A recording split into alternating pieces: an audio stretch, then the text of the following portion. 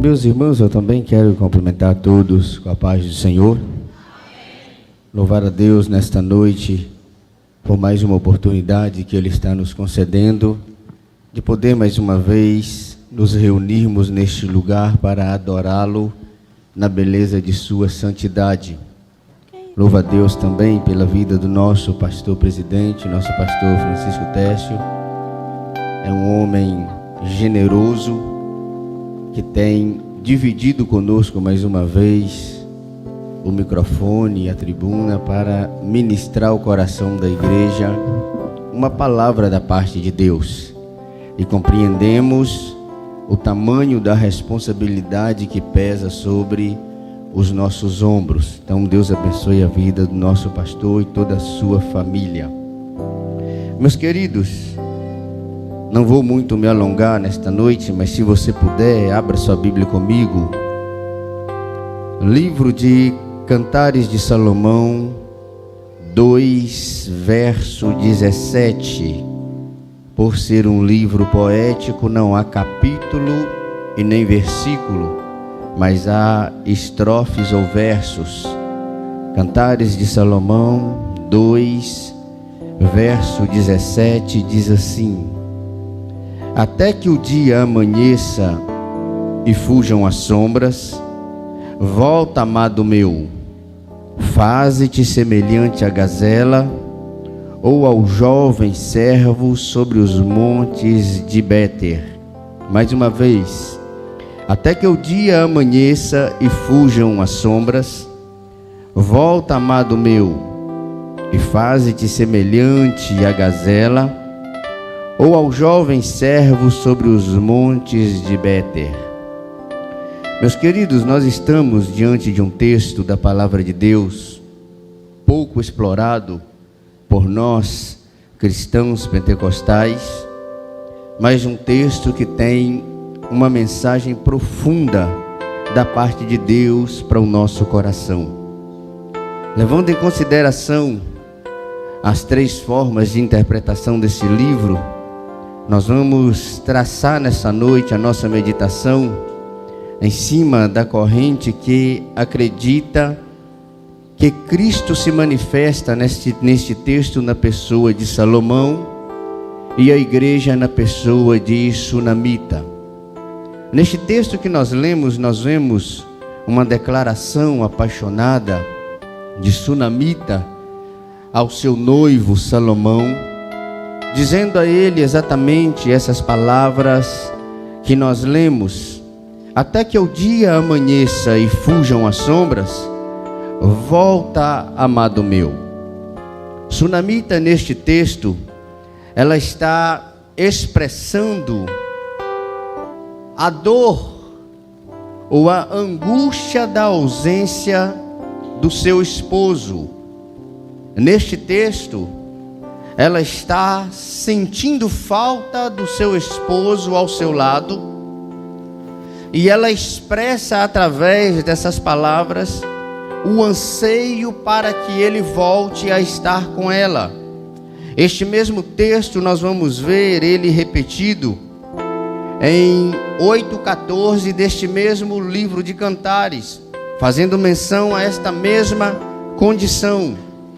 Neste horário que Sunamita está dizendo, era o horário que os homens das casas, os pais de famílias, os guerreiros, saíam em suas romarias e esperavam o momento certo para do regresso, para fugir das mãos de salteadores e de bandidos que estivessem escondidos no caminho por onde eles passassem, para que eles não sofressem dano algum. E isso alongava mais o período de sua viagem e, por consequência, trazia uma saudade maior para quem estava aguardando. Fazendo menção deste texto, eu vejo Cristo se revelando à igreja de uma forma sobrenatural e a igreja clamando por algo sublime nesta noite. Ao fazer menção de que Sunamita espera ou ela roga ao seu amado que volte antes que amanheça, antes que fujam as sombras, me faz lembrar das horas que Deus manifestou o seu poder ao longo dos anos ou ao longo dos séculos, registrado na Bíblia Sagrada. Se você for olhar bem os textos sagrados, você vai ver que na quarta vigília da noite, na madrugada, Jesus estava orando enquanto os discípulos dormiam. Se você for ler bem o texto sagrado, você vai ver que perto da meia-noite as prisões de Paulo e Silas caíram por terra enquanto eles clamavam o nome do Senhor. Você vai ver que perto da meia-noite, lá vem o noivo, as virgens escutam chamar o grito de que o noivo está chegando.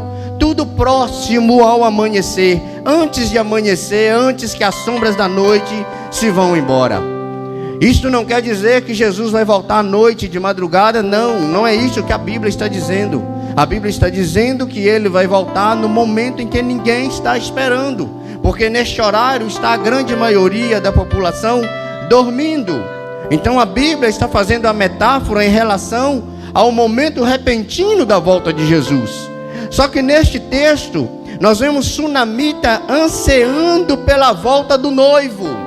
Aí eu me lembro que Jesus, antes de se despedir da multidão, ele diz: olha, eu irei para o meu Pai, eu vou preparar lugar, e quando eu estiver pronto eu voltarei e buscarei vocês, para onde eu estiver estejais vós também. No livro de Atos nós vamos ver os discípulos olhando para cima quando Jesus está subindo, quando de repente eles escutam uma voz dizendo: varões galileus, este mesmo Jesus que vocês estão vendo subir, vocês mesmo o verão voltar da mesma forma. Quando ele voltar, a morada já estará preparada. Só que João, no livro do Apocalipse, vai dizer que o grito da igreja para os últimos dias é: Maranata, ora vem, Senhor Jesus. Você repete isso comigo: Maranata, ora vem, Senhor Jesus. Maranata, ora vem, Senhor Jesus. A igreja que está em comunhão, ou a verdadeira igreja, anseia pela volta do noivo, tem saudades de estar junto com o noivo. E nós precisamos entender que os entraves deste mundo, desta vida que nós vivemos, não é suficiente para nos impedir de nos encontrar com o nosso noivo nas nuvens quando ele vier. Só que nós precisamos entender uma mensagem muito poderosa antes de Jesus voltar nas nuvens para arrebatar a igreja, para nós nos encontrarmos com ele. É que alguns de nós converge o evangelho a um pote de mel, e quem gosta de mel é abelha. Jesus não tem colmeia, Jesus tem rebanho, Jesus tem ovelha. E a ovelha que entende a voz do seu pastor, entende que os dias estão findando e nós precisamos continuar com o grito de guerra que João nos ensinou. Maranata, ora vem, Senhor Jesus. Se você é um cristão que vive hoje e não anseia pela volta de Jesus, tem alguma coisa errada contigo, Espírito de Deus. A minha alma grita: quisera eu que fosse agora. Podia ser antes do culto terminar, antes de eu me assentar ali novamente, porque eu sei para onde vou se Jesus voltar agora.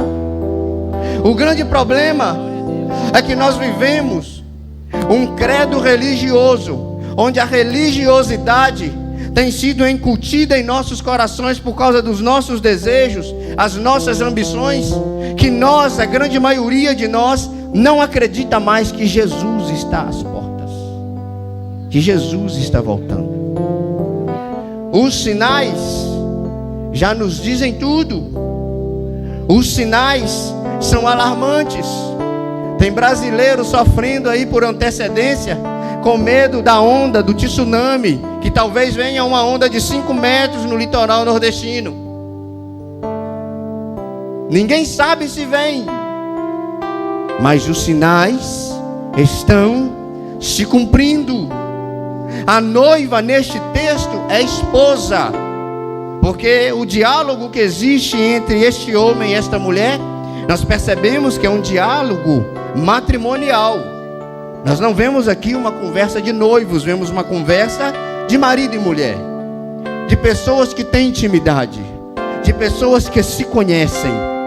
E a igreja que conhece Jesus sabe que ele neste momento está rogando ao Pai para vir buscar a sua igreja que está na terra brilhando como luz, sendo sal, como nós aprendemos.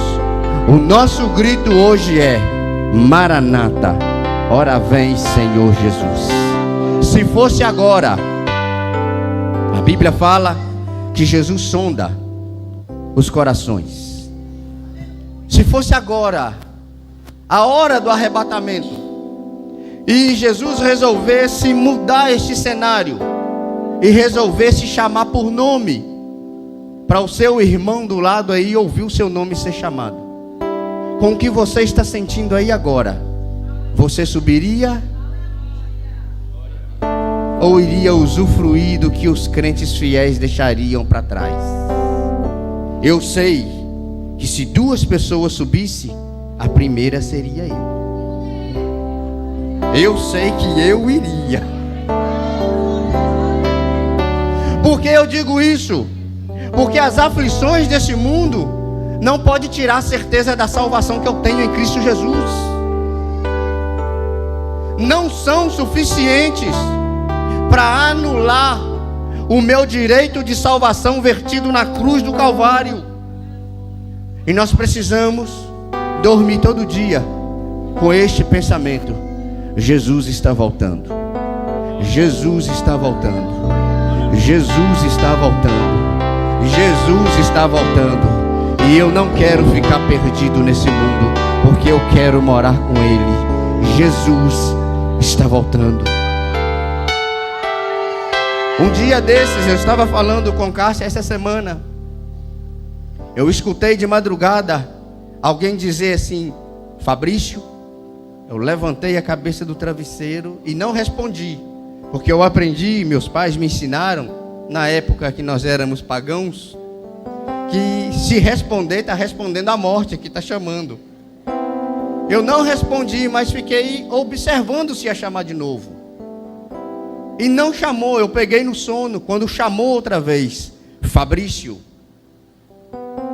eu fiquei sem entender, não está acontecendo alguma coisa. Fiquei preocupado logo com minha mãe lá em Minas. Fui dormir de novo. Quando eu senti alguém pegando as minhas pernas e jogando para o chão, foi quando eu entendi que Deus estava me chamando para a oração. É necessário experiência com Deus.